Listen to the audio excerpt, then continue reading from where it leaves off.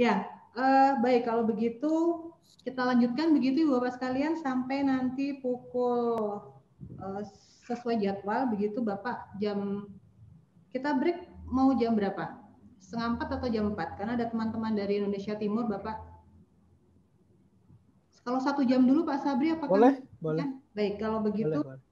Kita nanti sampai jam 3, kemudian break 3:30, kemudian kita lanjut lagi bersama Pak Sabri sampai nanti sesi selesai. Demikian. Dan kepada Pak Sabri, untuk materinya sudah di Bapak ya? Di Mas Gali, bisa dibantu? Iya. Ya, Ibu Bapak sekalian, saya bacakan profil dari Pak Sabri. Beliau di sini sebagai marketing expert dan tertulis jelas gitu ya. Dan sebagai karyawan BUMN sejak 1993 hingga saat ini sebagai senior manajer rumah kreatif BUMN dan juga sebagai koordinator nasional rumah BUMN. Dan achievement-nya adalah membina UMKM siap go global sebagai narasumber creative writing di berbagai lembaga, institusi, dan BUMN, sebagai narasumber pembinaan UKM go online di berbagai kementerian. Dan ini pasti seru sekali, Ibu Bapak sekalian, namanya marketing itu luas gitu ya, luas dalam gitu, sehingga nanti bisa panjang kali lebar, jadi luas lagi ceritanya. Silakan Pak Sabri, waktu dan tepat. Baik, makasih Mbak Fia ya.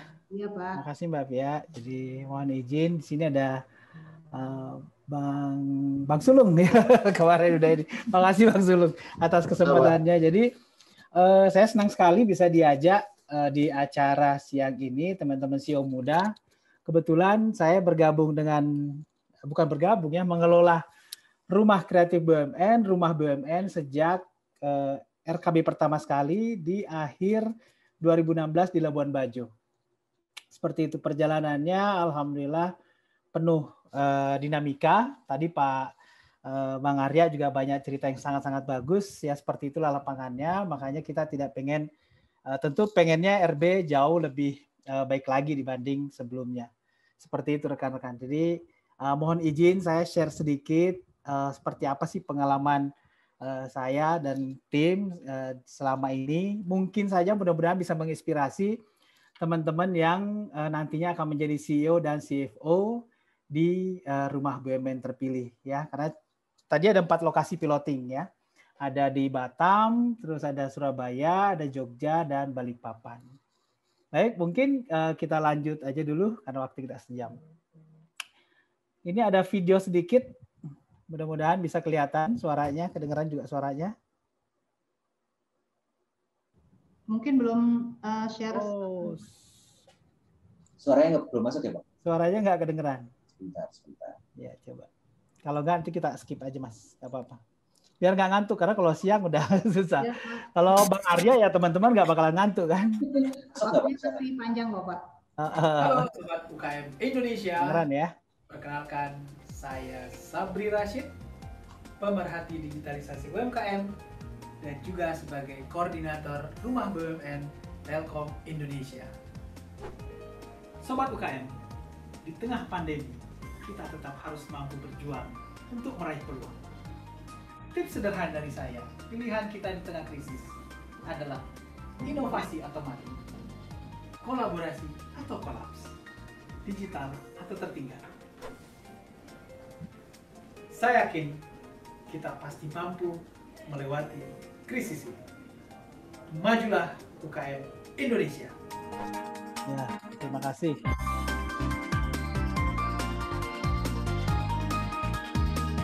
Oke, sip. Lanjut. Nah,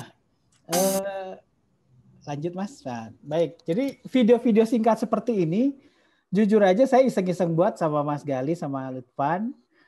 Karena ternyata, apalagi kalau adik-adik yang muda seperti ini kan TikTokan gitu ya. TikTok tuh menjadi satu sarana media yang paling bagus untuk bisa meng-aware, meng-engage dengan teman-teman UKM. Siapapun itu. Gitu ya. Makanya ini 1 menit sudah saya buat beberapa edisi. Ilmunya pun juga yang simple-simple saja. Kenapa yang sederhana-sederhana? Karena ini 2016 nih perjalanannya seperti ini. Ya, teman-teman bisa lihat. 2016, 2017, 2018 saya katakan itu adalah era RKB hampir ya hidupnya kalau ada pejabat yang mau datang. Seperti itu ya. Jadi kalau ada pejabat dari Jakarta mau datang, rame. Tapi begitu pejabatnya pulang, tutup juga pintunya. Seperti itu ya. Jadi kenapa? Karena kita masih tahap pencarian.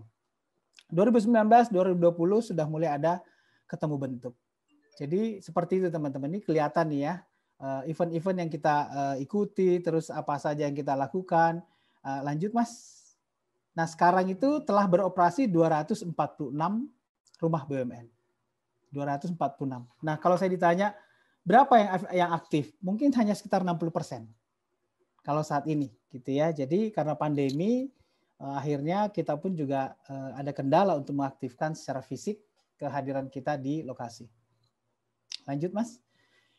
Nah sekarang kita masuk ke RB, ya rumah BUMN. Tadinya rumah kreatif BUMN. Fokusnya hanya untuk pembinaan UMKM. Fokusnya hanya di pembinaan UMKM. Ya nanti akan saya cerita di pengalaman kami bagaimana sih membina UKM itu. Terus sekarang RB ini kalau saya bagi dua itu ada istilah social activity sama entrepreneurial activity. Jadi teman-teman yang akan terpilih nantinya CEO menjadi CEO atau CFO ini satu kesempatan yang luar biasa. Kenapa? Karena namanya orang-orang hebat, CEO kita itu semuanya udah berpikiran bisnis nggak akan mungkin maju kalau nggak ada aspek sosialnya. Begitupun sebaliknya, gitu. Kalau terlalu sosial aja terus, nanti bisnisnya keteteran. Begitupun sebaliknya. Jadi seperti itu. Jadi kita buat. Nanti tadi bagus banget tuh pertanyaan teman-teman. Pak, kami fokusnya kemana? Ke sosial atau entrepreneur? Kalau teorinya sih kan sociopreneur gitu ya. Sociopreneur yang RB sekarang ini. Nah, tadi Pak Arya kan sudah jelasin tuh. Sekarang teman-teman fokusnya sosial dulu aja. Kenapa sosial dulu? Karena keberadaan RB pun di daerah juga salah satu tantangan buat teman-teman. Bagaimana menaikkan namanya?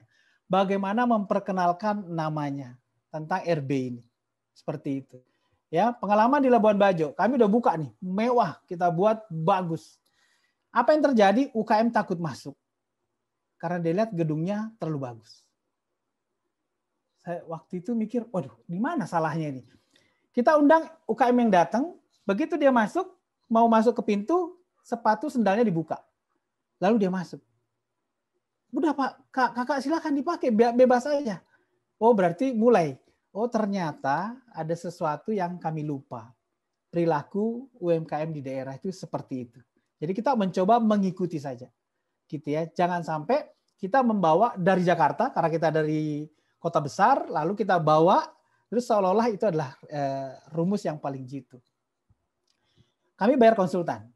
Kami minta diajarin oleh konsultan. Bagaimana sih melakukan pembinaan UMKM? Ternyata materi yang saya pakai, yang kami pakai, ke bawah, ditolak sama UMKM karena mereka juga nggak ngerti bahasa-bahasanya. Bagi mereka teman-teman UMKM di daerah, ini daerah ya, itu adalah terlalu tinggi, high level katanya seperti itu. Jadi tolong diturunkan bahasanya. Jadi artinya apa? Peran pertama dari CEO siapapun itu adalah, kalau di kami misalnya kalau mau perang kan namanya ada ADO. ADO itu adalah analisa daerah operasi. Kita harus pahami dulu seperti apa lokasi kita nantinya. Seperti itu. Kalau senangnya warna merah ya terpaksa kita harus ikut dendang warna merah. Misalnya seperti itu ya. Kalau dia misalnya ikutnya biru ya kita mencoba ikut dendangnya seperti itu. Supaya apa? Supaya kita bisa mudah untuk masuk ke sana. Gitu ya. Dan enaknya RB ini kita nggak main politik. Kita tidak bermain politik ya. Kita adalah benar-benar profesional. Tadi Pak Arya udah ingetin kalian adalah profesional. Seperti itu. Gitu ya. Jadi TJSL Satgas Bencana Pembinaan UMKM, Millennial Basecamp, Coworking Space. Apakah bisa menjadi duit? Bisa. Dalam perjalanan 5 tahun, ini banyak hal yang kita coba lakukan. Gitu ya. Teman-teman di BRI yang di Tanah Abang, itu mereka punya kelas basic, advance. Basic itu free, semua free. Tapi begitu ada UMKM pengen pendampingan khusus, dia pengen yang kelasnya advance, maka mulai berbayar. Dan itu sah-sah saja. Seperti itu. Gitu ya. Jadi nanti kreativitas teman-teman akan dituntut di situ. Jangan sampai karena duduk terus merasa, oh saya kan CEO, udah semua datang. Nggak seperti itu. Saya selalu mengingatkan bahwa teman-teman UKM itu, kalau saya ketemu, mereka adalah the real CEO. teman-teman UKM itu. Karena dia adalah Chief Everything Officer. Emak-emak UKM itu adalah CEO yang hebat. Karena dia melakukan semua. Dia yang belanja, dia yang packaging, dia yang produksi, dia yang jualan. Dia bilang, saya adalah the real CEO. Chief Everything Officer. Gitu ya. Semua saya lakukan. Gitu ya. Teman-teman pun sama. Nanti pas nyampe di daerah, makanya tadi Pak Alex Dendi juga udah ingetin teman-teman kan, tidak ada yang enak di sini. Kita buat yang bagaimana menjadikan yang sulit menjadi simple. Bagaimana yang rumit menjadi sederhana. Itu adalah peran teman-teman.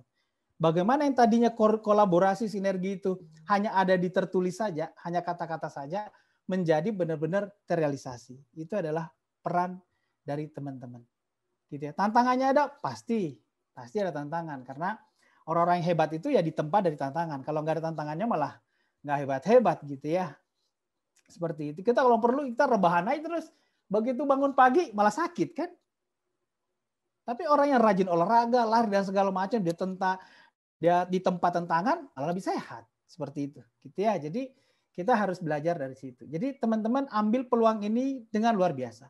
Saya 5 tahun ngurusin ini, apakah pernah nasib saya, ya namanya juga manusia ya, naik turun seperti itu. Pernah jenuh juga? Ya. Fasilitator jenuh? Ya. Yang paling saya takutkan sekarang itu adalah bagaimana menjaga fasilitator yang ada di daerah itu tidak jenuh. Bayangin masuk ke RB, terus nggak ada UKM, terus dia juga diam. Gaji jalan, jenuh. Ternyata turnover-nya 50%, setengah ganti. Tukar, keluar, saya out Pak, nggak apa, saya nggak dapat apa-apa. Pak, saya out Pak, ini nggak enak, nggak dapat apa-apa saya. Seperti itu, gitu ya. Jadi ini kembali lagi yang 5 tadi, ini peran kita. Lanjut Mas. Oh, ini ada.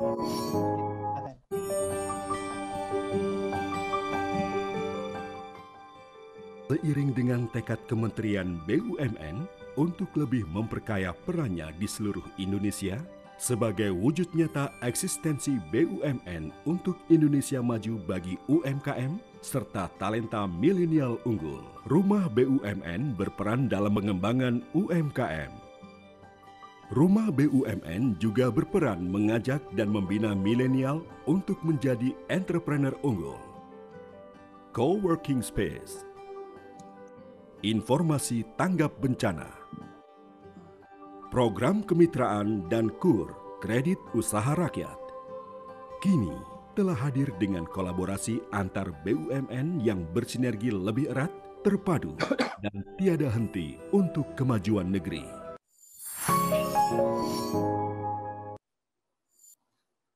Oke, baik. Lanjut lagi ya. Ini biar nggak ngantuk nih Mbak. Mohon maaf. Jadi saya nanti kalau perlahan nanti saya masih ke basic gitu ya. Jadi saya mulai dari RB dulu nih. Saya ceritain nanti belakangan. Baik, apa sih yang benefit yang diberikan oleh BUMN sebenarnya, oleh rumah BUMN sebenarnya? Jadi teori dasarnya, kelahirannya itu adalah dimulai dari 3C ini. Kalau kita ngomong UKM nih, saya ngomong UKM dulu ya, karena kemarin Pak Bang Sulung minta udah bahas pembinaan UKM dulu, karena ini yang menarik gitu ya. PR-nya itu sangat luar biasa. Yang pertama selalu kita kenal ada 3C namanya. Yang pertama, access to competence.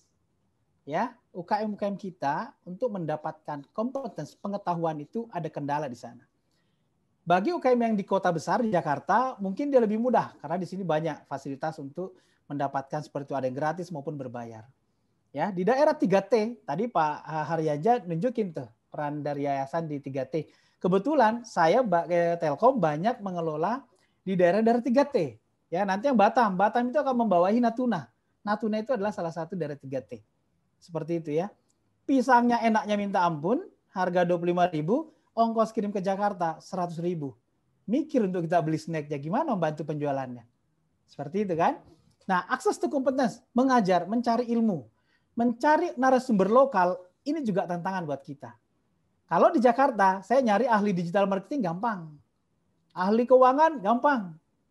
Gampang sekali.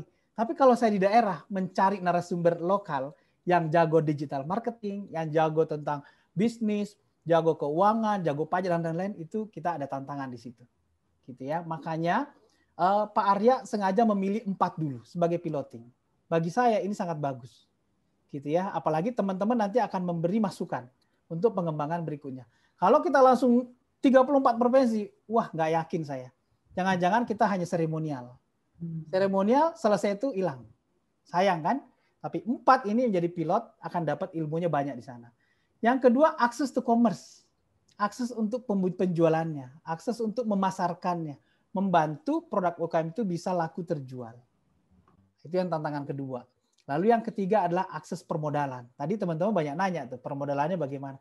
3 tantangan ini ya umumnya yang dirasakan oleh UKM. Peran kita ada di mana? 3-tiganya. Membantu mendapatkan ilmu, membantu sharing, membantu berbagi, lalu membantu pemasarannya. Nah, mulai nih saya belajar dari waktu 2016-2017. Waktu itu saya ngomong ke UKM, udah jualannya lewat online saja, lewat marketplace selesai. Selalu seperti itu gitu ya. Anda langsung bisa go global karena kita udah langsung marketplace. 6 bulan kemudian saya dikomplain keras sama UKM-nya. Pak, Bapak bohong. Saya udah listing, saya udah onboarding, saya udah punya lapak di marketplace yang Bapak tunjuk itu. 6 bulan nggak ada penjualan. Saya bingung ini salah saya di mana gitu ya. Teorinya kan begitu. Kalau kita onboard, udah online, udah sak dunia lihat produk kita kan seperti itu ya. Ternyata saya salah. Saya baru sadar di situ. Terus saya tanya, Bu, Ibu buka email nggak? Enggak. Loh, ordernya itu masuk ke situ, Bu. Loh, kan saya nggak diajarin cara buka emailnya. Saya dibuatin emailnya, tapi kamu nggak ngajarin saya bagaimana buka email itu. Pada saat saya buka email, bagaimana membalas email itu. Kan saya nggak diajarin. Astagfirullah, baru sadar, oh ternyata salah. Ada proses yang tadinya di ujung, seolah-olah itu adalah solusi segalanya, ternyata ada proses di depan yang kita lupakan. Nah teman-teman, tantangannya ada di situ nanti. Kalau mau jualannya bagus, mulai nih. Makanya sekarang kita ada istilah go modern, go digital, go online, dan terakhir go global. Level-levelnya seperti itu, gitu ya. Kita perbaiki kemasannya, kita perbaiki harganya dan segala macam. Nanti saya jelasin di belakang. Lalu akses to capital, permodalan. Tadi Pak Arya udah singgung, benar sekali ya. BUMN ini punya dana PK, program kemitraan, gitu ya. Program kemitraan ini Pertamina, Telkom punya di situ dengan bunga 3%. Tapi keterbatasannya minimal 5 sampai 200 juta. Nah, kalau perbankan punya KUR. Makanya Pak Arya tadi ngomong, biasanya gini kalau kita ngajarin ke UMKM ya di lapangan itu, kalau dia butuh permodalannya hanya 1 juta, maka kita kontak PNM. Karena PNM punya program Mekar. Mekar itu 100.000 sampai 5 juta rupiah. Lalu kalau dia udah mulai naik kelas, mulai pakai PK, program kemitraan. 5 juta sampai 200 juta. Dengan bunga sekarang hanya 3%. Bisa topping up 1 kali. Jadi kalau sekarang dia utang 10 juta, dalam perjalanan bagus bisa topping menjadi 100 juta misalnya. Nah, perkembangan bisnisnya bagus lagi, dia butuh modal yang lebih besar, kita menyarankan pakai KUR. Kenapa? Karena KUR itu bisa sampai 500 juta. Makanya sangat penting kita kenalan dengan teman-teman yang ada di daerah. PNM, terus PKPK BUMN, terus BRI, Mandiri, BTN, BNI. Karena punya KUR ada di situ. Seperti itu rekan-rekan ya. Kalau udah di atas 500 juta itu udah bukan bantuan lagi, itu adalah kredit komersial, gitu ya. Nah, tujuannya seperti itu. Levelnya ada go modern, go digital, dan go online. Dan terakhir kemarin BRI yang mengajukan namanya go global. Kita menyiapkan UKM kita untuk siap ekspor. Seperti itu ya. Lanjut, Mas. Nah, ini ada video lagi, banyak video juga nih Mas Gali ya. Cara capek membina UMKM. Silakan. Ini pengalaman sehari-hari teman-teman Merauke. Ya, Rumah BUMN Merauke.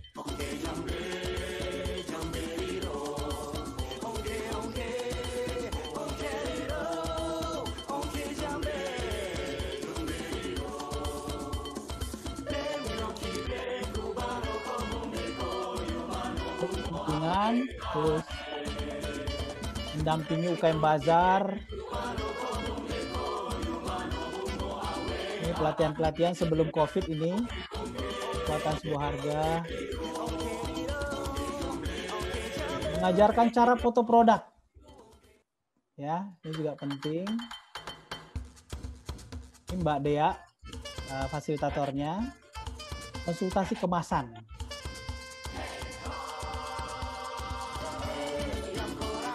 Kakak Ivon, kita bantu. Ini sekarang luar biasa bisnisnya, tidak kita bantu. Desain spanduk pun dibantu oleh teman-teman. Kalau ada anak-anak KKN diajak kolaborasi, begitu ya. Harus dekat sama Pemda, bener, ya, karena ada kebijakan di sana. Ya, teman-teman Merauke.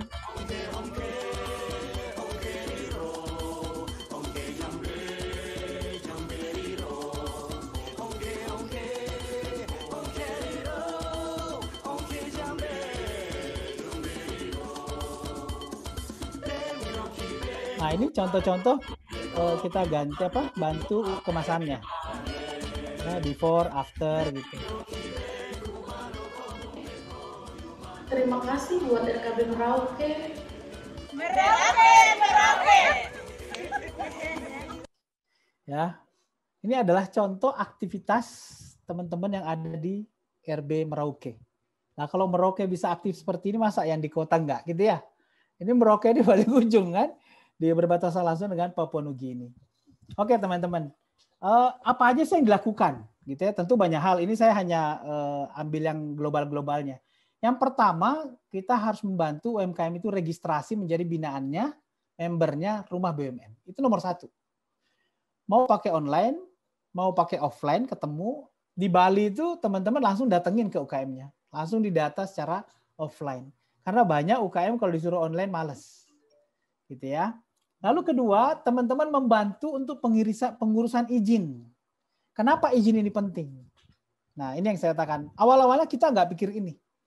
Ternyata pada saat mau mengajukan permodalan, kan ada perizinan yang ditanyakan oleh perbankan. Ya, maupun PK. Udah punya NIB belum? Udah punya IUMK belum? Seperti itu kan? Ini teman-teman yang bantu. Semua gratis. Nah, sekarang ada aplikasi dari pemerintah kan namanya OSS. One Single Submission. Teman-teman yang bantu masukkan, minta datanya, KTP dan segala macam, lalu diuruskan. Seperti itu. Begitu udah terbit, itu gampang mencari kredit. Gitu ya. Lalu yang ketiga, penyaluran PK maupun KUR. Kalau Telkom kebetulan PK-nya ada aplikasi namanya Telkom Access atau Smart Business. Jadi tinggal masukkan ke situ. Mengapa teman-teman PK suka membantu untuk menyalurkan ke binaannya RB? Karena fasilitator itu sudah kenal dengan UKM tadi. Jadi sudah kenal, sudah tahu karakternya seperti apa, historinya bagaimana, sehingga ada kepercayaan untuk kita menyalurkan PK. Gitu ya. Lalu yang keempat, ada semacam inkubasi UMKM. Inkubasi ini jujur aja, ini baru setahun terakhir. Sebelumnya kita model hit and run. Jadi ngasih pelatihan, terus, mohon maaf Mbak Fia, nanti saya diingetin ya. Kalau waktunya udah deket, saya khawatir keasikan ngomong. Ya, jadi ada inkubasi. Kami lakukan setahun terakhir ini. Sebelumnya kita pelatihannya model hit and run aja. Hari ini kita belajar tentang copywriting. Udah, hanya copywriting, selesai. Ternyata menulis copywriting itu butuh waktu. Nggak bisa hanya pertemuan 1 jam selesai, nggak bisa. Itu butuh waktu. Kita harus ngajarin pelan bagaimana cara mencari ide, bagaimana memposting. Kalau mau posting di sosial media bagaimana caranya. Itu nggak bisa 1 jam. Lah kita bikin pelatihannya hanya 1 hari. Nggak lulus. UKM-nya pulang bingung dia. Gitu ya. Padahal kita ngajarin. Promosi yang paling efektif itu adalah sosial media. Lah, terus mereka bingung, Pak, saya mau buka sosial media bagaimana caranya? Ya, makanya kita buat inkubasi. Gitu ya. Inkubasi itu kita ngajarin sampai beberapa modul maksudnya. Ya, kami udah buktikan waktu itu misalnya kita bikin program namanya banjir order melalui Instagram. Ya, gitu ya. Jadi kita ajarin bagaimana membuat akun Instagram. Itu hari pertama. Namanya penting, nama akun Instagram itu seperti apa. Jangan sampai akun bisnis dan akun personal campur, itu nggak boleh. Nah, kita ajarin seperti itu. Lalu yang kedua, bagaimana mencari follower. Ya kan? Semua orang IG bisa jualan gampang. Lah follower saya berapa? Gitu ya. Situ followernya udah ribuan, jutaan, gampang jualan. Lah saya baru puluhan, gimana mau jualan? Bisa seperti itu. Itu kita ajarin. Lah setelah itu bagaimana memanfaatkan tagar-tagar, bagaimana memposting, bagaimana membuat caption dan seterusnya. Seperti itu. Jadi teman-teman, saya pun yang ada di pusat di Jakarta itu adalah terpaksa ikut belajar juga, gitu ya. Karena saya pengen tahu kalau ditanyain oleh UKM nggak ngerti, bingung juga gitu ya. Jangan sampai kita juga nggak paham. Jadi kita harus bisa tahu bagaimana strukturnya, bagaimana mencari search-nya, bagaimana reach-nya, bagaimana membaca trennya dan segala macam. Terpaksa. Makanya saya tadi teman-teman yang ikut di sini ilmunya akan menjadi sangat-sangat kaya. Jadi nggak usah khawatir teman-teman. Apalagi tadi ada Pak jaminan Pak Arya ya bahwa status teman-teman itu tetap di BUMN semula gitu ya, di BUMN pembina. Yang pasti di CV Anda, kurikulum vitae-nya ada di situ. Bahwa sebagai alumni dari program ini. Itu pasti berbeda, ada value sendiri dibanding yang tidak ikut. Gitu ya. Pelatihan, pemasaran produk dan seterusnya. Lalu pembuatan email termasuk ini karena banyak UKM di daerah itu membuat email pun nggak tahu. Terpaksa kita buatin. Kalau yang di Jakarta gampang, di Jawa atau di kota besar itu gampang. Saya sering diundang oleh DJP, Dirjen Pajak maupun Kementerian Kominfo, kan mereka onboardingnya kan yang masuk di marketplace ini jutaan Pak Sabri. Kan bagus ini. Saya bilang Pak ada hal yang membedakan apa yang dibina oleh rumah BUMN dibanding yang lain. Kita fokus di UKM produsen, UKM produksi. Nah, yang banyak masuk di marketplace itu adalah reseller. Sebuah hal yang berbeda kan. Reseller itu bisa aja menjual produk dari impor dan segala macam. Angka yang besar itu tidak menjamin bahwa itu adalah UKM produksi. Seperti itu. Nah, yang kami bina adalah UKM produksi. Tadi teman-teman ada yang nanya tuh, kenapa kita nggak buat MOU, Bukalapak, Tokopedia, dan lain-lain. Silahkan, itu bagus idenya. Silahkan saja. Kita buat inkubasi aja. Kita nih bina nih. Saya di Surabaya misalnya gitu. Tak kumpulin 20, 30, atau 50 UMKM. Jadi buat pendaftaran. Gitu ya. Memang kalau gratisan ini juga fakta ya. Kita buat gratisan. Namanya gratisan, UKM-nya kan gratisan. Saya ikut, nggak ada apa-apa kan, saya nggak ada rugi apa-apa. Kan gratisan. Kadang saya pernah bikin di Pekalongan, berbayar. 8 kali ikut, bayar 5.000. Kalau dia ikut ke 8, ya 88-nya, 5.000-nya kembalikan. Sebenarnya gratis juga, tapi hanya minta uang jaminan. Supaya dia merasa, waduh saya ada modal. Kita kan berbeda kan, kalau kita belajar yang gratisan sama yang berbayar, mana yang intensitas kita yang lebih kuat? UKM kita pun juga sama, kita terpaksa mendidik seperti itu. Awal-awalnya UKM yang datang itu kita kasih uang transport.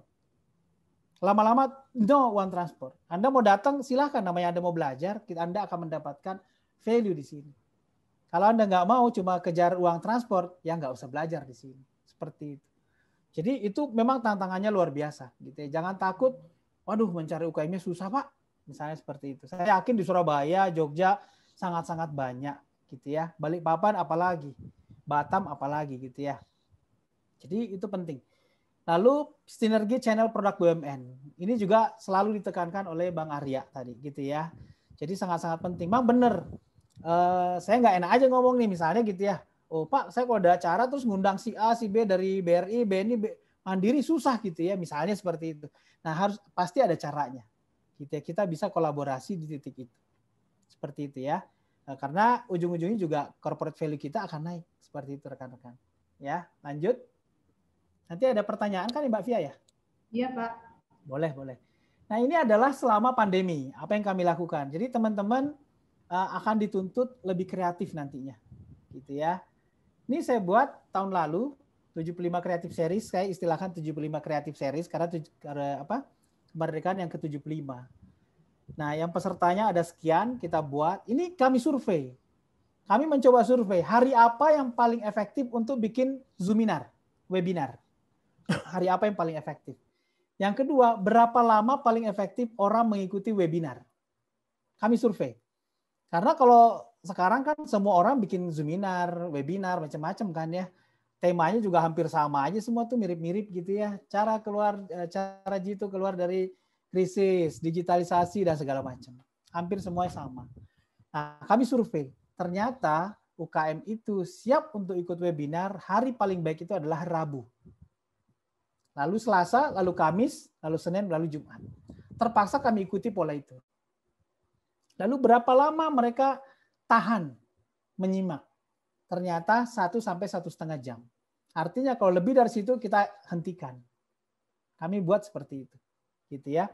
Lalu narasumbernya siapa yang paling tertarik? Seperti itu ya. Apakah artis atau influencer saya bayar seperti itu atau bukan? Seperti itu ya. Ternyata yang mereka suka adalah praktisi-praktisi saja. Yang ngomongnya gampang-gampang aja, yang praktis-praktis saja. Mereka suka seperti itu. Kita ini contoh-contoh, ada webinar series BRI, Pertamina, BNI, Mandiri, itu semua bikin seperti itu. Kita itu adalah cara-cara kita kreatif supaya apa? Teman-teman tidak jenuh. Gitu ya. Kalau jenuh, waduh, udah deh. Apalagi mikir, aduh, teman-teman udah SPPD kemana-mana, saya cuma dari sini ke sini, saya cuma dari Surabaya ke Malang, kayak gitu misalnya gitu ya. Jadi ini harus dibangkitkan kreativitas kita, rekan-rekan. Ya, seperti itu. Lanjut, Mas. Nah, bagaimana mengolah optimal? Ini pengalaman kami ya. Pertama, manfaatkanlah teknologi yang ada. Teman-teman BRI itu sangat bagus. Punya UMKM Smart. Punya Indonesia Mall untuk jualan. Bantu menjual produk-produk UMKM binaan. Gitu ya. Terus Mandiri juga punya. Pertamina juga punya. Silakan. Pertamina itu saya paling suka materinya saat menaikkan penjualan melalui TikTok. Dan saya di Telkom saya belum pernah bikin itu karena saya belum ketemu siapa yang ahli lokal, yang orang narasumber lokal yang sudah terbukti jualannya naik gara-gara TikTok. Gitu ya. Itu menarik, hal-hal sepele tapi sangat-sangat menarik dan itu sangat bermanfaat. Seperti itu. Ya, jadi silakan manfaatkan teknologi yang ada. Kebetulan misalnya di Telkom kami punya Saku itu adalah kalau UKM kita, jadi kalau teman-teman akan gini, marketplace. Ya, nanti saya juga nemunya di lapangan setelah 3 tahun saya pelajari. Setiap UKM ketemu, maka saya akan minta mereka jualan marketplace. Mau di Bukalapak, Shopee, dan lain-lain. Karena itu adalah solusi paling bagus. Solo seperti itu. Ternyata saya baru nemu jawabannya itu setelah 3 tahun. Kalau jumlah karyawan UKM saya itu adalah di bawah 5, maka sebaiknya tidak direkomendasikan masuk marketplace. Kenapa? Karena nggak ada yang jadi admin. Marketplace itu butuh admin. Admin itu ya duduk depan komputer seperti ini. Ngurusin ini tok kalau ada order, menjawab order, chat, dan segala macam. Kenapa? Karena di dunia marketplace, kalau ada orang menanyakan produk kita, ada warna ini enggak Kak, ukuran ini enggak, segala macam, maksimal 15 menit tidak kita balas chat itu, maka dia pindah ke lain hati. Makanya di dunia marketplace ada istilah halijah, hanya lihat-lihat saja. Seperti itu. Ya hanya lihat-lihat saja. Begitu dia chat enggak ada respon, pindah lagi. Seperti itu ya. Nah itu saya temukan setelah 3 tahun. Akhirnya saya berani, sekarang saya tanya dulu kalau UKM produsennya, saya tanya, Pak saya mau masuk marketplace. Tanya dulu berapa jumlah karyawannya, Bu? 7 orang. Oh, boleh gitu. Oh, bisa. 4 orang, Pak. Ah, jangan. Loh, kenapa, Pak? Ibu belum siap untuk jadi admin. Oh, saya mau, Pak. Saya enggak ini. Caranya adalah Ibu cari anak magang SMK yang jago komputer, yang suka punya sosial media. Jadikan dia sebagai independen, freelance-nya admin Ibu. Bayar dia berdasarkan fee. Kalau ada transaksi dari situ, kasih dia fee-nya. Jadi nggak perlu bayar karyawan kan? Oh iya juga. Nah, itu adalah solusi. Artinya apa? Kalau kita melarang, nanti kan ditanya, jadi solusinya apa Pak? Kita juga harus siap ada solusinya. Solusinya dari mana? Ya dari lapangan juga. Saya juga taunya dari lapangan. Dari teman-teman UKM yang sudah melakukan. Jadi teman-teman itu nanti tolong, istilahnya gini, ada teori U ya. Teori U itu yang pertama adalah downloading. Serap sebanyak-banyaknya. Simak sebanyak-banyaknya, belajar sebanyak-banyaknya. Teman-teman kalau ada nonton di channel Jepang, Waku Waku, kemarin ada serial saya sangat suka. Jadi di situ ada 5 pelaku UMKM, masih muda seperti ini, milenial gitu ya. Dia selalu mengatakan saya adalah seniman. Padahal dia apa? Tukang keramik, tukang pembuat roti, bisnis pembuat roti, terus ada pahat, ada tukang kebun, dan satu lagi chef. Dia bilang, saya adalah seniman. Seniman itu, teori pertama, prinsip pertama adalah listening. Listening kepada gurunya. Menyimak, mendengar gurunya. Kalau teori U itu namanya downloading, gitu ya. Menyimak sebanyak-banyaknya, belajar sebanyak-banyaknya. Saya kebetulan sekarang lagi buat buku, mudah-mudahan April diluncurkan. Itu adalah pengalaman saya menyimak, belajar dari UKM-UKM yang kami bina. Saya jadikan buku, judul bukunya Tara Capek. Tidak pernah kena lelah. Seperti itu, lagi proses cetak sekarang. Nah, seperti itu rekan-rekan. Rekan-rekan pun sama berbahagia nanti. Bayangin, baru duduk, buat jadi tulisan, 3 bulan kemudian bisa di satu buku. Pengalaman menjadi CEO. Wah, kan keren tuh. Ya, Chief Everything Officer. Saya bikin kopi sendiri, saya mengelap sendiri, saya nyapu sendiri, saya menyapa UKM sendiri, saya ngatur nih, saya mau manage, saya bla bla bla. Kan keren banget tuh. Ya, seperti itu misalnya. Jadi itu teman-teman, ini ilmu yang luar biasa. Ya, saya balik lagi ke sini. Kreatif, inovatif, fun and casual, jangan buat stres gitu ya. Tadi Bang Arya kan udah ngomong, kalian jangan stres gitu ya. Manfaatkan gitu ya. Terus kolaboratif, silakan ajak, makin banyak yang kita ajak, makin banyak pihak yang bisa kita rangkul, itu makin bagus. Gitu ya. Yang terakhir adalah sociopreneur. Sociopreneur itu adalah kita sedang berbisnis, tapi pada saat yang sama kita juga harus berbagi. Kita harus juga prioritaskan sosial. Ya. Agama manapun mengajarkan kita seperti ini kan ya. Semakin banyak berbagi, the more you give, the more you get. Gitu tadi Pak Alex Denny singgung kan ya. Semakin banyak kita memberi, akan semakin banyak yang kita dapatkan. Semakin kita banyak berbagi ilmu-ilmu, semakin banyak juga ilmu yang kita dapatkan. Setiap ketemu UKM, saya pernah pengalaman di Lubuk Pakam. Saya baru slide 2, saya diusir sama ibu-ibu UKM-nya. Baru slide 2. Slide 1 judul, slide 2 outline. Pak, nggak bosan lah aku belajar kayak gini-gini, Bapak teori aja. Udahlah Pak. Aduh, tutup aja lah itu Pak. Terus jadi saya di sini ngapain gitu? Padahal saya mau berbagi gitu ya. Tapi nggak apa-apa. Itu adalah suka dukanya. Dari situ saya jadi banyak belajar. Kata ibu itu, saya cuma mau diajarin bagaimana jualan jambu saya ini terjual hari ini. Bapak nggak usah pakai teori.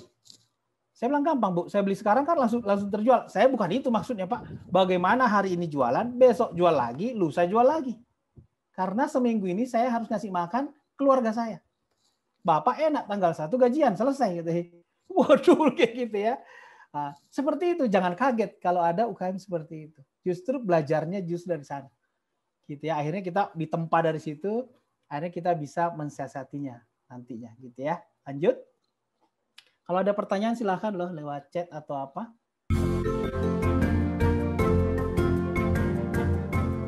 Teman-teman, perkenalkan nama saya Nirwana Tamrin.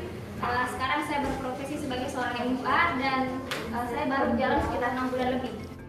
Mbak Wana, ada manfaatnya nggak belajar kanvas ini untuk bisnisnya Mbak Wana? Selama ikut pelatihan ini benar-benar ada manfaatnya karena dengan mode kanvas seperti ini bisnisnya bisa jauh lebih tertata dan planning kedepannya bisa lebih jelas, apalagi dari segi penghasilan income kita bisa lebih tahu apakah ini betul-betul meningkat atau standar-standar saja seperti itu. Jadi ini sangat membantu sekali sih Pak sebenarnya untuk planning kedepannya. Wah, terima kasih Mbak Wana, luar biasa.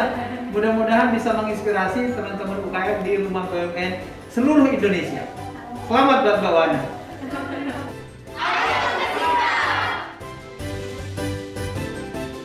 Akhir tahun kemarin, saya kebetulan ke Sidrap. Sidrap itu salah satu kabupaten yang ada di setelah Parepare. Parepare lalu Sidrap, gitu ya, 1 jam dari Parepare. Jadi ini saya ketemu ada UKM MUA, makeup artist. Bayangin, saya nggak kebayang di daerah kabupaten ada makeup artist gitu ya. Kalau di Jakarta makeup artist kali makeup 30-40 juta kan.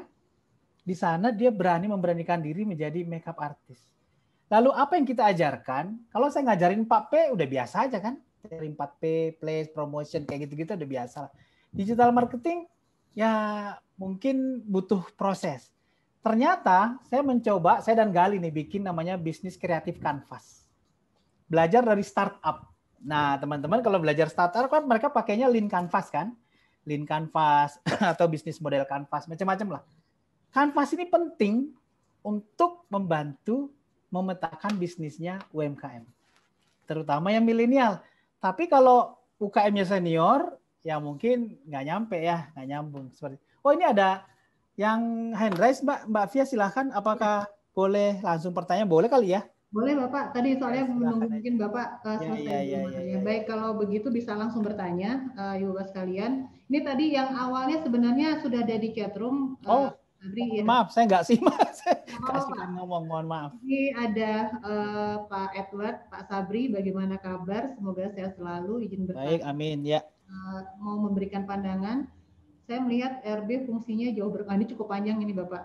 Ya. Saya seperti pekerjaan penyaluran TJSL dan Satgas Bencana itu kan sudah ada CSR Officer atau manajer CSR di masing-masing perusahaan yang ada juga di lokasi-lokasi. Kalau ini dibebankan kepada CEO rumah BUMN, maka menurut saya perlu diusulkan, nah ini dia, penyesuaian remunerasi dari BUMN kepada para CEO ini. Ya. Kemudian karena ada peran perusahaan yang dipotong awalnya dengan fungsi yang demikian banyak, saya pikir penting untuk memberikan value real terhadap kinerja CEO RB. Sebagai masukan saja, masukan ini ya. Masukan, ya. Makasih Mbak Fia. Jadi teman-teman itu, ini memang di lapangan berbeda ya. Waktu awal-awal juga penyaluran PK di unit saya ya. Karena kebetulan saya bukan CDC, saya bukan unit di CDC di Telkom. Jadi seolah-olah ada benturan di sana, seperti itu ya. Lalu saya siasatinya seperti ini, bahwa banyak UKM itu nggak tahu link kemana kalau mau mencari bantuan, bantuan permodalan, gitu ya. Maka kita menjadi channelnya, seperti itu. Channelnya adalah kita bantu, ini loh Bu syaratnya, ini bla bla bla bla. Seolah-olah kita adalah pre-assessment-nya. Nah, kalau Ibu udah siapkan ini, nanti tinggal kontak yang teman-teman yang CSR yang tadi ditunjukin, officernya seperti itu ya. Jadi mereka memproses di belakang. Bukan kita yang menentukan ya tidaknya. Jadi kalau di saya, di tim saya itu tidak boleh memberi jawaban ya, tidak, atau dicairkan atau tidak. Yang boleh menjawab dicairkan ya atau tidaknya adalah tetap officer yang bertanggung jawab di PK. Peran kami adalah pre-assessment-nya. Mengakses pre-assessment. Kenapa kita mainkan di sini? Karena salah satu benefit UKM mau gabung ke kita, mau gabung ke RB, dia pasti nanyanya ada di situ. Saya sambil pelatihan, saya kan butuh permodalan, Pak. Apakah saya ada akses untuk dibantu permodalan? Kayak gitu ya. Nah, mengapa saya ketemu banyak penggiat UKM ya. Kemarin saya ke Bandung, ketemu sama Sapapreneur. Bagus banget tuh pembinaan, pendampingan. Terus saya tanya, UKM-nya setelah dilatih, setelah dibina, terus pertanyaan saya, hal apa yang menjadi kendala berikutnya, Kang? Ya itu Pak, kami nggak punya akses untuk permodalan. Kami nggak punya akses ke perbankan. Jadi UMKM kami, ya sudah hanya dibina, dibuatin logo, buatin kemasan, selesai. Saya bilang, oh disitulah value-nya kami, RB yang tidak dimiliki oleh mereka. Seperti itu, gitu ya. Nah, kebetulan sekarang saya juga diminta oleh Kementerian Maritim Investasi untuk jadi narasumber. Kebetulan konsep RB ini akan kita share lah ke Creative Hub. Teman-teman mungkin pernah dengar Kementerian Pariwisata akan bangun namanya Creative Hub. Ya, ada di 5 DPSP. DPSP itu destinasi super wisata, apa itu? DPSP, destinasi pariwisata super prioritas. Yogyakarta, nah nanti teman-teman siap nih, Yogyakarta, Manado, lalu Danau Toba, Mandalika, dan Labuan Bajo. Seperti itu. Jadi saya kebetulan diminta jadi di sana juga untuk membantu konsep mereka. Kita akan berkolaborasi. Saya bilang, Pak, kita kolaborasi aja. Konsep saya udah jalan nih, levelingnya sudah jalan, ada permodalan, ada ini seperti itu gitu ya. Jangan sampai seolah-olah di daerah itu bertentangan.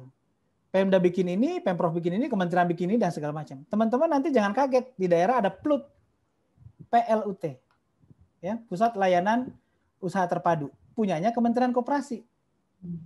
Apa yang mereka lakukan sama dengan kita, dengan RB. Bedanya di mana? Akses permodalan mereka nggak punya. Aksesnya itu hanya bantuan dari pemerintah saja. Seperti itu. Gitu ya. Padahal itu pasti jumlahnya terbatas. Nah, di RB itu karena sebarannya enak, karena punya perbankan, punya PK, punya Mekar, punyanya PNM, bahkan BGR sekarang pengen ngajak kita bersama. Pernah dengar BGR, ada anak BUMN juga kan ya, logistik itu dia juga mengeluarkan paket 10 juta 10 juta permodalan, 8 juta langsung dalam bentuk barang, 2 juta dalam bentuk modal. Udah bisa tuh jualan sembako pakai gerobak untuk adik-adik milenial. Ini tantangan, jadi peluangnya sangat-sangat bagus, sangat-sangat banyak. Kayak gitu teman-teman. Ya nanti daerah silahkan. Nah kalau gaji saya yakin ya tadi itu kalau semakin banyak memberi akan semakin banyak dapat nanti ya. Remunerasi mah ya sesuai aturan, tapi percayalah semakin tinggi value kita, perusahaan pun akan memberi kita yang akan lebih. Seperti itu. Silakan Mbak Fia. Bapak mohon izin yang dari Resen ya. Silahkan Bu Diana dari BRI. Oh iya. Ada yang bertanya Pak. Silakan Mbak. Selamat sore. Masih jam 3 kurang ya Pak. Selamat siang Pak Sabri. Ya Mbak Dea. Ya. Ya Pak, terkait rumah kreatif BUMN yang dulunya sekarang jadi RB ya Pak ya.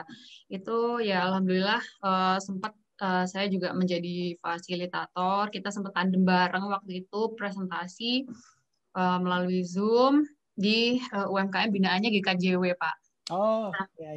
Ya, nah memang di sana itu yang dibutuhkan sekali memang dua Pak UMKM itu ya marketnya sama permodalannya, udah itu aja.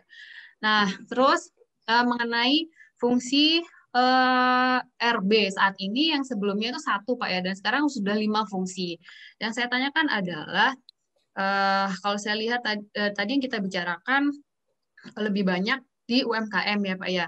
Nah, bagaimana cara membagi bobot dari 5 fungsi itu? Kalau misalnya di UMKM aja kita kayaknya udah banyak banget PR-nya kan Pak dari yang sebelumnya dan menjadi seperti apa nantinya. Nah, kalau misalnya dibagi menjadi 5 fungsi dan bobotnya itu sama, saya rasa pasti akan tidak fokus dan mungkin salah satu di antara yang lain akan dikorbankan gitu Pak ya kan. Kita mungkin nggak bisa meraih semua itu bisa berhasil gitu kan Pak. Apalagi ini kita menyatukan beberapa BUMN menjadi satu di bawah rumah BUMN. Nah, kemudian itu yang pertama KPI Pak, bobotnya bagaimana dari 5 fungsi itu. Terus yang kedua fasilitator Pak. Jadi di rumah BUMN yang di Malang itu Pak, itu saya lihat memang anggotanya sedikit, kalau nggak salah cuma 2 ya Pak ya, fasilitator 1 sama 1 yang keliling-keliling yang hubungin si UMKM-nya itu. Nah, selama ini tuh pendanaannya seperti apa sih Pak? Artinya dari gaji upah mereka itu dari mana sumbernya? Apakah dari BRI sendiri? Nah, nantinya itu seperti apa gitu Pak? Kemudian, nah yang ketiga Pak, tadi Pak Sabri juga sampaikan bahwa marketplace Telkom itu juga ada sendiri ya Pak ya, Saku, terus apa tadi? Saku itu Pak ya, terus BRI juga ada sendiri. Nah, apakah nantinya dari marketplace yang dimiliki oleh masing-masing BUMN ini akan menjadi satu? Karena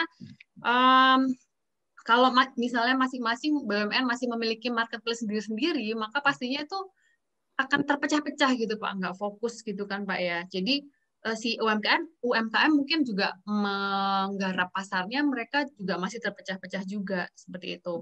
Terus yang terakhir, marketplace yang ada Pak diisi oleh UMKM kan ini kita sebenarnya tujuannya untuk membantu UMKM yang belum bisa mandiri gitu kan Pak ya, yang masih startup. Nah tetapi yang saat ini saya lihat itu lebih ke marketplace itu didominasi oleh UMKM yang sudah settle. Misalnya untuk UMKM besar yang dia itu produknya sudah terkenal, terus habis itu contoh Pak misalnya di Malang tuh Pak ya, BRI itu sering bikin diskon di Indonesia Mall hari tertentu itu untuk satu produk madu yang mana dia itu sebenarnya udah terkenal, udah punya nama. Nah, semakin dia punya nama lah dengan adanya diskon-diskon itu. Nah,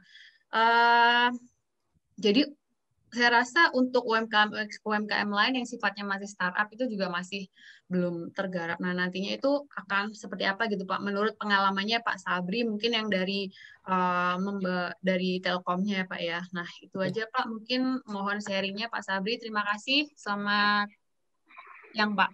Terima kasih Mbak Dea. Baik, Mbak Fia ini kan sekarang 7 menit lagi ya. Mungkin cukup ini langsung kita istirahat dulu ya. Baik, kalau begitu satu pertanyaan dijawab ini untuk Diana, nanti lanjut lagi ya Pak ya? Ya, saya ikut ini aja deh. Karena udah antri. Karena pertanyaan juga banyak nih 4 ya. 1. Yang pertama bobot KPI-nya. Ya, bobot KPI kita akan bahas besok. Gitu ya. Karena KPI ini sangat penting. Tadi Bang Arya udah jelasin kan ya, ukurannya seperti apa kita berhasil atau tidak. Gitu ya. Kalau kita nggak punya KPI, nggak usah jauh-jauh, kita hidup sendiri aja punya KPI kan, punya target-target gitu ya. Kalau nggak punya target, katanya sih kita bukan makhluk hidup. Seperti itu ya. Jadi KPI-nya insya Allah besok kita diskusikan. Seperti apa sih kita membagi, kenapa pembinaan UKM itu kita prioritaskan. Karena itu yang langsung dirasakan oleh masyarakat. Ya kan, itu pasti satu. Milenial akan datang kalau dia ngelihat ada hasil. Gitu ya, karena mereka kita ajarin, ini loh, masa yang senior aja bisa, kalian yang muda nggak bisa, wah langsung datang tuh. Kayak gitu ya. Satu tuh itu gampang. Udah dapat 2 kan, milenial. Yang ketiga, Kak, saya nggak punya tempat kerja lah, gue punya coworking space, lu pakai sini aja. Modelnya seperti apa? Kita atur kemudian kerjasamanya. Itu teman-teman CEO dan nanti yang atur. Makanya KPI-nya penting. Lalu informasi tanggap bencana lah, namanya tanggap bencana. Tentu saja ini kan situasional, tapi kita udah siap. Gitu ya. Tadi Pak Haryanca kan udah jelasin tuh. Kalau perlu tak titipin ke kalian. Ada tenda, ada kapal dan segala perahu dan macam-macam seperti itu. Tentu kita tidak berharap ada bencana kan ya, namanya juga bencana ya. Tapi kita sudah siap. Seperti itu. Begitu ada sesuatu, maka kita menjadi pusat informasi untuk tanggap bencana dari BUMN ini. Yang kelima, penyaluran. Penyaluran itu adalah benefit tambahan. Jadi sebenarnya pada saat yang sama, kita memulai prioritas dulu, maka yang lainnya pasti akan ikut. Gitu ya. Itu pertanyaan pertama. Yang kedua, gaji fasilitator tadi. Memang ini beragam. Kalau di Telkom berbeda dengan yang ada di BRI, Mandiri, Pertamina berbeda. Gitu ya. Jadi kalau itu ini silakan ikut aturan di BUMN masing-masing. Kalau di Telkom udah misalnya nih nanti yang di Batam nih, fasilitator di sana ada 2. Itu udah saya gaji.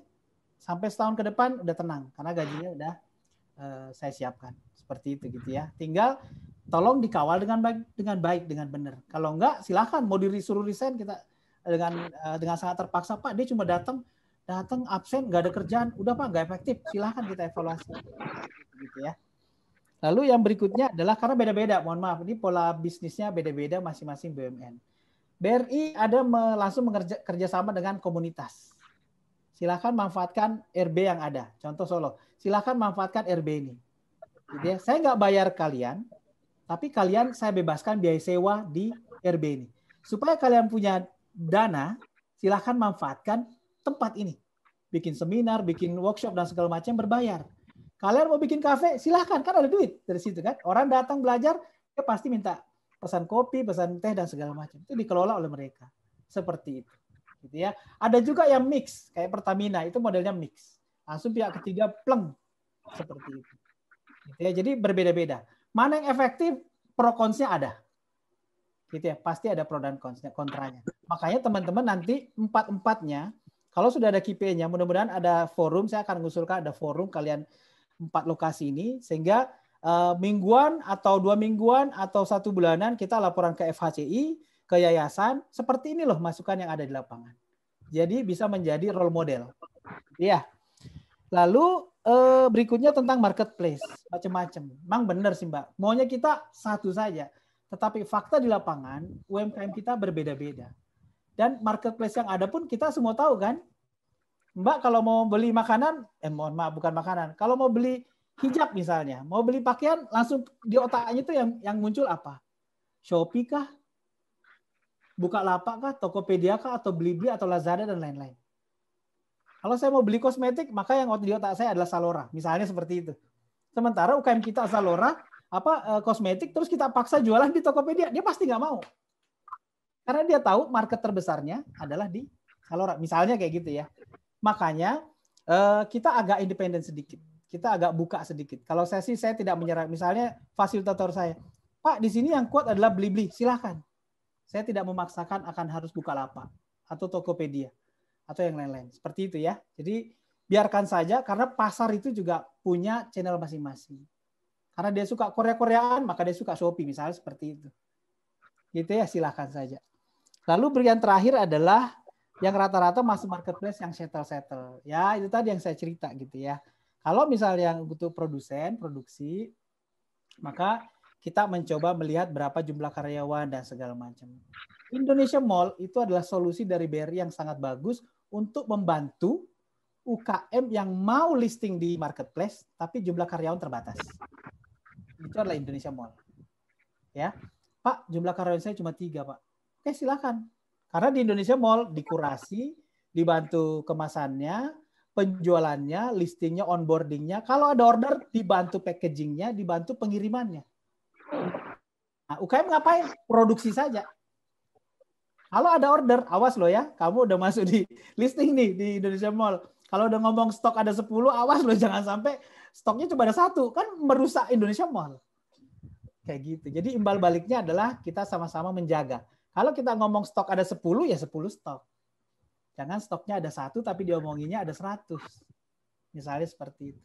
Nah, jadi peran kita, peran teman-teman itu luar biasa. Pembelajaran yang teman-teman dapatkan nantinya itu luar biasa. Makanya fasilitator saya, syarat pertama boleh jadi fasilitator, harus punya bisnis. Kenapa? Lah dia mau ngajarin bisnis, terus dia sendiri nggak ngerti bisnis, kan nggak nyambung. Ya kan?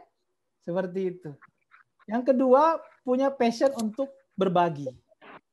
Mau dia berbagi. Rahasia-rahasia, dia mau membantu. Bayangin ada fasilitator, ada pembeli. Terus minta dibeliin ini. Dia datengin tuh, Bu, ini ada order, mana barangnya saya bawain sendiri pakai motornya fasilitator. Enggak minta cas. Enggak minta biaya ongkos kirim. Seperti itu. Nah, kan seperti itu akan menaikkan aware-nya teman-teman ya. Akhirnya masyarakat makin ternyata rumah BUMN itu sangat bagus. Di Merauke sekarang Pemda setempat itu semua UKM yang mau minta bantuan, dia pasti suruh lewat asesmennya rumah BUMN dulu. Dia nggak percaya kalau bukan dari sana. Nah, seperti itu kan karena teman-teman bisa membangun hubungan baik seperti itu. Oke, teman-teman mohon maaf nih udah jam 3.01. Jadi kita disiplin sama Mbak Via, saya ditegur soalnya. Ya, katanya kan CEO itu disiplin, jadi saya harus ikut disiplin juga gitu ya. Silakan Mbak Via. Ya, baik Bapak, ini kita break dulu setengah jam. Nanti kita lanjut lagi Pak Sabri ya. Baik, siap. Tetap kita hidupkan kok. Baik, nanti dilanjut pertanyaan mungkin ya Pak ya. Boleh. Ada beberapa 4 nih kalau bisa. Ya, semakin seru soalnya ya. Mudah-mudahan bermanfaat. Amin. Bebas pertanyaan, bebas saja. Silakan. Ya. Ibu Bapak sekalian, kita break dulu selama 30 menit. Nanti kita kembali lagi pukul 15.30. Ya, selamat beristirahat. Terima kasih Bu Via. Ya, sama-sama. Terima kasih Bu. Iya, Bu Jod.